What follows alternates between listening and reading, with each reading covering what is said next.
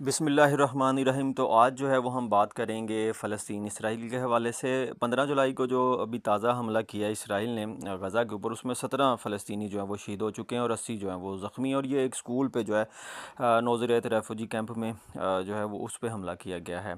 और ब्राज़ीली जो प्रेसिडेंट हैं उन्होंने इसको जो है वो कंडेम किया है। तो अभी अब रिसेंटली देखें तो जो इसराइल है वो यही काम कर रहा है कि वो अस्पतालों पे और वो रेफुजीज़ कैंप पे और वो स्कूल पे जो है वो हमला कर रहा है। और उसमें जो सिविलियन की अच्छी खासी तादाद जो है वो शहीद हो रही है। हालांकि वो कहता है जी कि हम जो है ना वो हमास की पीछे हैं, हमास के लीडरान को जो है वो सर्च करके तो उनको टारगेट करते हैं। तो उसमें जो सिविलियन है वो भी इस जद में जो है वो आ जाते हैं। तो अभी तक जो है तकरीबन 38,000 से ज़्यादा जो फ़लस्तीनी हैं ना वो शहीद हो चुके हैं। दूसरी साइड पे अगर आप देखें तो इतवार वाले दिन जो है फ़लस्तीन ने अपने 8 रुकनी जो है ना वो एक दस्ता भेजा है एथलीट्स का पेरिस ओलंपिक में शिरकत के लिए। और इसमें ये भी कहा गया जी कि जो 400 एथलीट और कोच और साथ में जो स्पोर्टिंग ऑफिशियल थे वो अभी तक जो है वो इसराइल के हमलों की ज़द में आके जो है वो शहीद हो चुके हैं। और यही हाल जो है वो यूक्रेन भी शो करवा रहा है। यूक्रेन कह रहा है जी कि मेरे भी जो एथलीट्स हैं वो जंग में काम आ चुके हैं, तो मैं अपना जो पूरा दस्ता है वो पेरिस ओलंपिक में नहीं भेज रहा।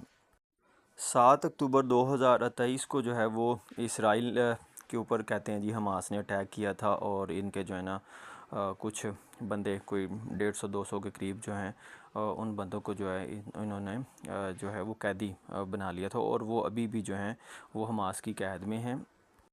आलमी मंजरनामे पे इसमें जो है एक तब्दीली तब देखने में आई थी जब इसको स्पेन ने, आयरलैंड ने और नॉर्वे ने जो है ना वो फ़लस्तीन स्टेट को जो है वो मान लिया था। वैसे तो ये जो झगड़ा है फ़लस्तीन इसराइल का ये काफ़ी पुराना है, लेकिन हम इसको 1930 जो है वो शुरू करते हैं। और ये टू स्टेट नेशन सलूशन जो है ये तब से ही चला आ रहा है। लेकिन कभी इसको इसराइल जो है वो नहीं मानता और कभी इसको जो है वो फ़लस्तीनी जो है वो नहीं मानते, जिसकी वजह से अभी तक ये अपनी फुल जो है पावर में ये इम्प्लीमेंट ही नहीं हो सका। 1948 में जो इसराइल है ये तो मार्ज़ वजूद में जो आ गया, लेकिन फ़लस्तीन जो है उसकी बाउंड्री, उसकी हदबंदी जो है वो उस तरह से जो है वो उसके बॉर्डर डिक्लेयर नहीं किए जा सके, जिसकी वजह से इसराइल जो है वो आहिस्ता आहिस्ता उसको जो है वो कैप्चर करता रहा है। तो सबसे पहले जो है जब 1930 में ये ब्रिटिश रूल था फ़लस्तीन के ऊपर, तो 1936 में ब्रिटिश गवर्नमेंट ने एक पहला जो है वो कमीशन बनाया जिसके सरबराह थे लॉर्ड विलियम रॉबर्ट पील। इसको पील कमीशन भी कहते हैं। तो ये जो पील कमीशन है इसकी सिफारशात यही थी जी कि ये जो फ़लस्तीन है असल में इसको दो हिस्सों में जो है वो डिवाइड कर देना चाहिए, एक फ़लस्तीन और एक जो है वो जूश अरब स्टेट बननी चाहिए। उस वक़्त जो हैं वो ज्यूज़ जो थे वो 28% थे और बाकी जो हैं वो इसमें फ़लस्तीनी जो है वो मुसलमान थे। और उसमें ये कहा गया था जी कि जो वेस्ट बैंक है, जो गज़ा है और जो नगीव डेज़र्ट है ये जाएंगे फ़लस्तीन के पास। और बाकी जो सारी टेरिटरी है जो कि ज़्यादा फर्टाइल लैंड थी वो जाएगी ज्यूज़ के पास। तो इसको जो है वो फ़लस्तीनी जो है वो रिजेक्ट कर दिया। इसी तरह से वर्ल्ड वार 2 के बाद जो है यूनाइटेड नेशन ने एक स्पेशल कमीशन जो है वो बनाया फ़लस्तीन के ऊपर, जिसको कहते हैं UNSCOP। उसका भी यही कहना था जी कि इसका मसले का हल जो है वो यही है कि आप इसको फ़लस्तीन को दो रियासतों में तकसीम कर दें। तो ये जो 1948 में इसराइल बना उस वक्त जो है वो प्लान था, ये UNSCOP का यही प्लान था जी कि 3 हिस्सों में जो है वो डिवाइड किया जाए फ़लस्तीन को। इसमें एक अरब स्टेट बने, एक इसमें जूश स्टेट बने और एक इसमें इंटरनेशनल टेरिटरी रह जाए जिसको यरूशलेम जो है वो कहा गया। उस वक्त जो है वो ज्यूज़ से 32% और इसमें जो लैंड उनको मिलनी थी वो मिलनी थी 56%। बाकी जो है 44% वो मिलनी थी फ़लस्तीन के पास। तो इसको जो है यूनाइटेड नेशन की जनरल असम्बली में इसको रेजोल्यूशन 181 कहते हैं, उसमें इसको प्रपोज़ किया गया, इसको एक्सेप्ट भी कर लिया गया, लेकिन सिक्योरिटी कौंसिल में ये नहीं जा सका। और जो मुसलमान थे फ़लस्तीन के उन्होंने इसको जो है वो रिजेक्ट कर दिया, जबकि दूसरी साइड पे जो ज्यूज़ थे उन्होंने इसको जो है वो एक्सेप्ट कर लिया, जिसके नतीजे में उन्होंने 14 मई 1948 को जो है इसराइल स्टेट डिक्लेयर कर दी। जिसके नतीजे में जो है वो पहली अरब इसराइल जो है वो जंग लड़ी गई, जो कि 1948 में ही, जिसमें सीज़ फायर हो गया। और फिर इस जंग के दौरान इसराइल ने 22% और जो रकबा था उसके ऊपर जो है वो कब्ज़ा कर लिया। बहरहाल उसके बाद यूनाइटेड नेशन ने प्लान प्रपोज़ किया, उसमें ये था जी कि जो जॉर्डन है वो वेस्ट बैंक और ईस्ट यरूशलेम पे कब्ज़ा करेगा, जबकि जो ओल्ड सिटी है उसके और गज़ा स्ट्रिप जो है ये मिस्र के पास जाएंगी। इसके बाद जो दूसरा मोड़ आया वो 6 दिन की जंग थी 1967 की, 1967 की। अच्छा जी, इस जंग में जो इसराइल है उसका बदला काफ़ी भारी रहा, और उसने जो वेस्ट बैंक है और ईस्ट यरूशलेम है ये जॉर्डन से छीना। इसी तरह से जो गज़ा स्ट्रिप है और सनाए पेनिनसुला जो है ये मिस्र से जो है वो से जो है वो कैप्चर किया। इसी तरह से जो गोलान हाइट थी वो उसने शाम से जो है वो अपने कब्ज़े में ले ली। तो इस तरह से जो पूरा एक कदीमी फ़लस्तीन था वो सारे का सारा 1967 से जो है वो इसराइल के कब्ज़े में चला गया। और इसी दौरान जो है वो यासर अरफात साहब जो हैं उन्होंने फ़लस्तीन लिब्रेशन ऑर्गेनाइजेशन जो है वो बनाई। और इनका जो शुरू में ये मानना था जी कि हमें जो सारा कदीमी एक फ़लस्तीन है वो सारे का सारा जो है वो चाहिए। लेकिन फिर उसके बाद ओस्लो में 1990 में जो है इन्होंने इसराइल को मान लिया, और ये कहा गया कि ठीक है, हमें जो मौजूदा फ़लस्तीन का रकबा है वही जो है वो एक स्टेट मंजूर है। और ये जो था ये 22% जो है वो रकबा बनता था 1967 के बॉर्डर के हिसाब से। तो इसमें आप देख लें कि तकरीबन कोई 9-10 साल पहले जो है वो 44% रकबा जो है वो मिल रहा था, लेकिन उसके बाद जो है सारे का सारा सिनेरियो चेंज हुआ, और अब जो है वो फ़लस्तीन 22% रकबे पे जो है वो मान गए। इसके बाद जो है वो कैंप डेविड का मुआहदा हुआ 1973 में, यानी कि इसराइल को इसके ऊपर तराज़ था कि वो 22% रकबा भी जो है वो नहीं देना चाह रहा था। लेकिन बहरहाल कुछ जो है वो दबाव की वजह से जो है इसराइल इस बात पे मान गया।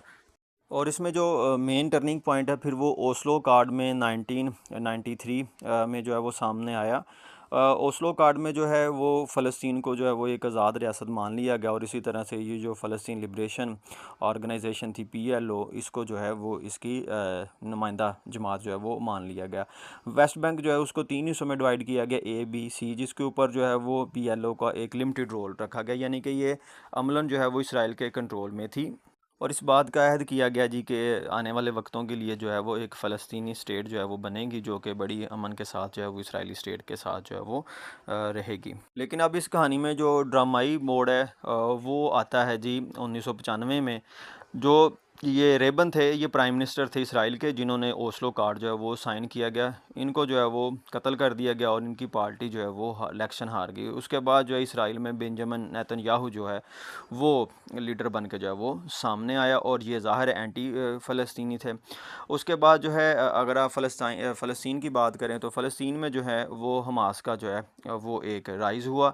ये इस्लामिस्ट मिलिटेंट जो है वो ग्रुप है, जो ये भी ओस्लो कार्ड के जो है वो ख़िलाफ़ था। और PLO जो है वो बैक एंड पे जो है वो चली गई। अब इस अमन माहदे की जो है ना वो नाकामी की वजूहात जो हैं उसमें सबसे बड़ी वजह ये देख लें कि इसराइल जो है ना इसकी कोई एक स्पेसिफ़िक बाउंड्री नहीं है। यानी कि 1948 में जो UNO के मुताबिक उसकी बाउंड्री थी उसको उसने एक्सपेंड कर लिया 1948 की पहली जंग में। उसके बाद 1967 में वो और ज़्यादा जो है वो फैल गया। अब जो फ़लस्तीन है वो ये कहता है जी कि 1967 के जो बॉर्डर है ना उसके ऊपर जो है वो हम राज़ी हैं, जबकि जो इसराइल कहता है कि नहीं जी, जो मैंने कैप्चर कर लिए वो मेरे हैं। और उसके बाद 1970 से जो है ना वो लगातार जो फ़लस्तीन की टेरिटरी थी वहाँ पे जो है वो ज्यूज़ सेटलर को सेटल करवाता रहा, उनकी बिल्डिंग जो है वो बनाता रहा, जिससे जो है गाहे बगाहे इनके दरमियान, फ़लस्तीनियों के दरमियान और इसराइलियों के दरमियान जो है वो झड़पें चलती रही हैं। और अभी मौजूदा वक़्त में 7 लाख जो है ना ज्यूज़ ये सेटलर हैं, जो कि वेस्ट बैंक में और ईस्ट यरूशलेम में जो है वो राइश पज़ीर हैं। और अगर इसराइल जो है वो विदड्रा करवा लेता है, यानी कि 1967 के बॉर्डर पे वो वापस चला जाता है, तो ये 7 लाख जो सेटलर हैं ये इसराइल को सेटल करने पड़ेंगे, और ये उसके लिए जो है एक बहुत बड़ा जो है वो मसला है, और ज़ाहिर उसके वोट भी हैं।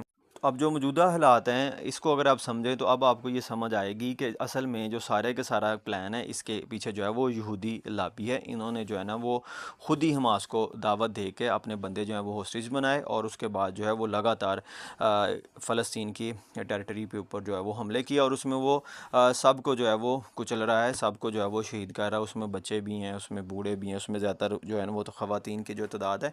यानी कि वो कहता है कि यहाँ से सारे के सारे जो फ़लस्तीनी हैं उनको मैं ख़त्म कर दूँ, उनको यहाँ से निकाल दूँ और सारी जगह के ऊपर जो है वो मैं कब्ज़ा कर लूँ। आलमी जो सिनेरियो वो इस तरह से है कि वो सिर्फ उसको कंडेम कर सकते हैं, वर्बली कंडेम कर सकते हैं और कुछ जो है वो भी नहीं कर सकते। लेकिन ये पे द प्राइस वाला मामला है, वेलकम टू द जब आप इतने इंटरनेशनल। ज़्यादा तो जो है वो आज जो है वो नफ़रत हम बात पैदा करते कर हैं देंगे, ट्रांसफ्रंट के जो बारे में। दुश्मनों ट्रांसफ्रंट के जो इतने है ज़्यादा लोग जो ये हैं एक उनको इनविजिबल फैमिलीज़ को किलर जो है है वो और आप ये हिट सबसे करेंगे, ज़्यादा जो है तो वो आप उस जगह काज पे जो करता है वो है अमन से डायबिटीज़ कभी और भी उसके जो है बाद वो ये नहीं काज रह करता है ये सकेंगे। ओबेसिटी, आप लगातार जो है वो एक कैंसर। स्ट्रेस और में, इसके साथ एक अगर हम टेंशन बात में जो करें है तो वो ये किसको रहेंगे। काज करता है?